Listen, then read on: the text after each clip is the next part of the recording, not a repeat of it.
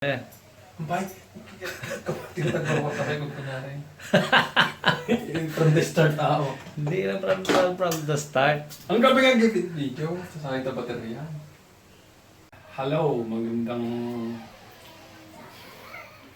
tanghali po mga kantotits. Ito po, may problema na naman po tayo. Ito pong shower, panay po ang tulo. Ang dami na po, nakakapuno na po ng isang timba sa magdamagan. So sayang po ang tubig. Sa panahon po ngayon, COVID, wala po tayong tuberong makukuha. So itatry po natin na tignan to kung ano ang sakit. Kasi malamang ay tama yung rubber dyan.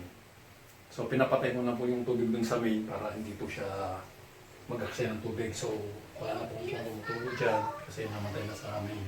Yun po ang dapat yung gawin. Patayin nyo po sa main. Pero kung meron po kayong gate bulb, kasi walang gate bulb to dapat pinapatay dito sa part lang na dito para ito lang ang hindi gagana. Lahat ng ano dyan gagana. Ito walang gate bulb to Wala, isa lang.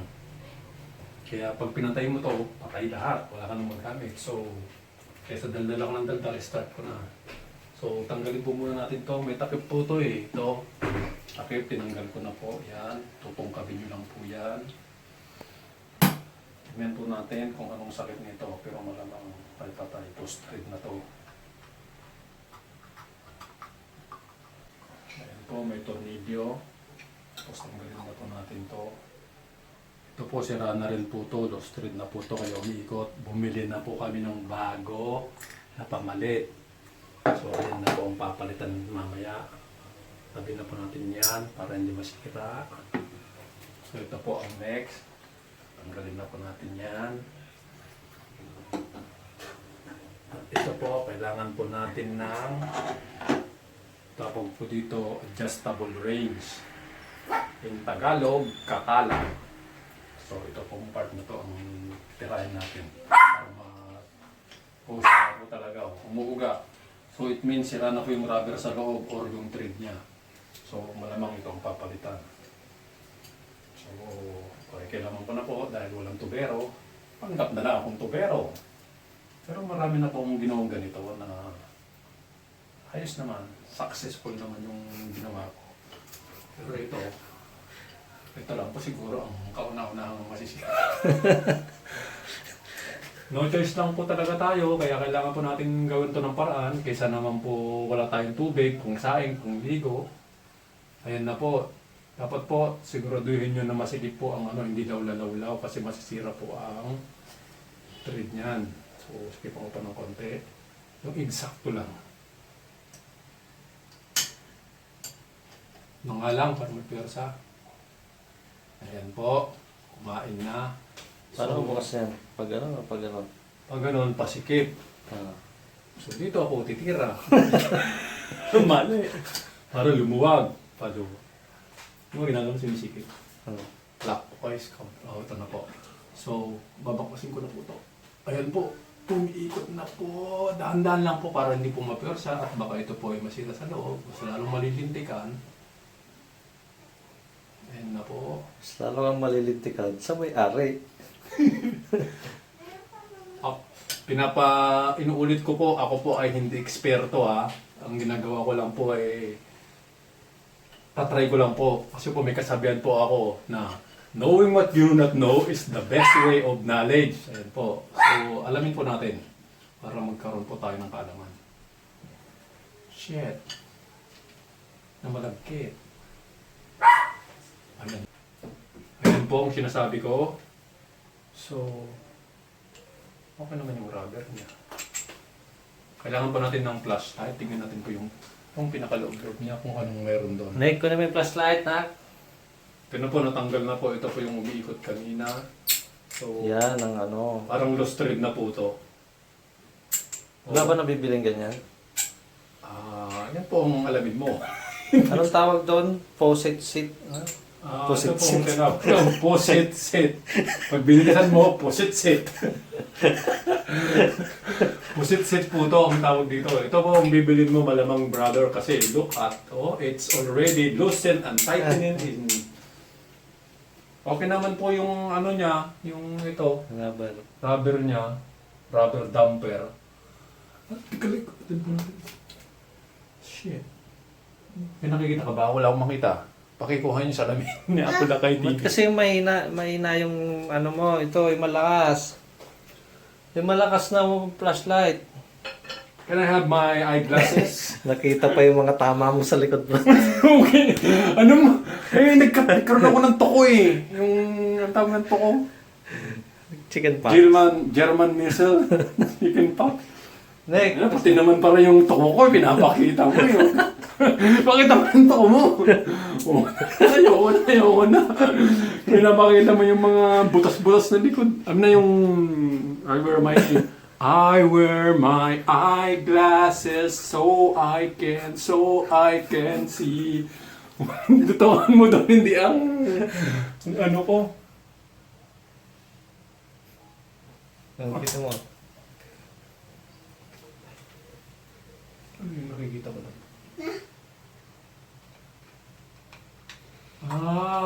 Ayaw na ang takbuhan ng tubig ko. Wala namang problema dyan.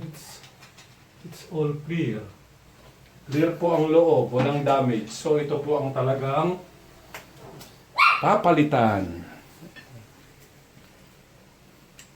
Ayun, brado. Ayan, talagang maluwag eh, oh. Ayun, oh. Sumasayaw eh. Kita mo yung loob. Ayun, oh. Sira yung ano niya dun sa loob. Ito! Ayun, oh. Pinapasilip ko. Ano nga? Masyado pong mainit dun sa loob. So, dito na po natin babakasin to para malaman natin yung kaloob-looban niya. Brad, parang hindi kayang Ano mo kung may ano yan? Wala? Wala naman, di naman Philip yan, oh. Okay. Ano? Anong mayroon? Bukol lang talaga. Oh, yung vice grip. Vice grip. Bakit ito wala? Meron to. Natubuan na siguro ng ano to. Natubuan na ng laman. Laki mo ang kata ko eh. Ito po ang pinaka-useful na gamit sa lahat-lahat po ng ano. Dito mo tirahin, Brad. Very useful po to. Ito Tawag po, dyan. nagkakahalaga. Ito po pala ang tinatawag na dito. Tingnan mo. Ito po, ang tawag po dito ay President Grip. Yung vice po, mas maliit. Kita mas malaki kaya President Grip. Pag maliit po, Vice Grip. So ito pong tawag dito, President Grip. Hindi, joke lang. Vice Grip po to. Malaki man o maliit, Vice po yan. Tulad ni... Yan po. Ang ipit po yan ng mga hindi nyo kayang hawakan. Yan po ang pinakamatindi. Twist nyo lang po dito yan, ang dahan-dahan para ito po ay may... Yun. Yun, nasira. Sira na, naging 5. Nasira. Naging, ano na. Sira naman na yun. Nagkon na eh. Oy, walisan mo, Anek. Wag. Durog na po. Kasi ibig sabihin po niyan, old. Old fashion. Ito po yung rubber niya. Pwede pa po ito. Huwag mo ano yan. So, ayaw po talagang matanggal. Kailangan dalawang vice grip natin para matanggal natin to. Huwag mo tanggalin, ganyan na, buo nang bibili natin. Baka may ganyan na party lang na pinagbibilan dun sa pinagpuntan natin nun. Try natin. Ah. So ito po, dadalhin na po namin to dahil ito po ay nalustrid na. Sa loob po talagang sira nito kasi kahit anong higpit niya kanina, talagang hindi na po siya nahihigpitan. Dapat nag-ano po ito nagpi-play in and out. Nag-ano po talaga.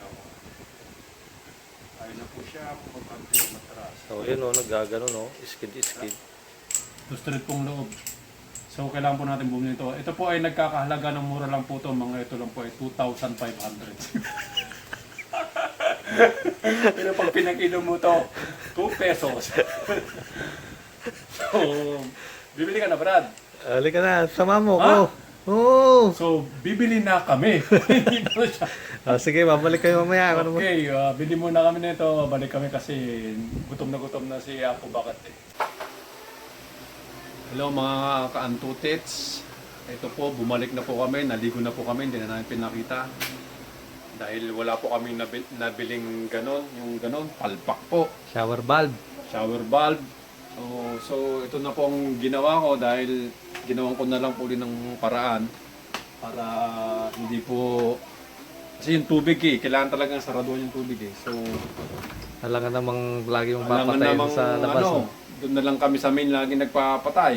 So ginawan na lang namin ng paraan. So ito na po ang nangyari. So binalik natin yung dati. Binalik na po namin uli yung dati pero ito na po hindi na po ito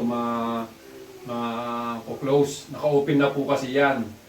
Kasi, di ba pag i-close mo yan sira, so always open na po yan. Dati, naka-open yan, di ba? Ang nangyayari, tumatapos yung tubig doon, pumapunta doon, lumalabas dito sa shower. Asan yung shower? Wala. So, ang ginawa ko, ito kanina, di ba? Pag sinasarado ko yan, pag naka-open yan, Ako pa ipagpakita din ito. ito, yung ano dito, naka-open yan kanina, so kung ano ng tubig Ang galawin yeah. Brad, taba ka pa.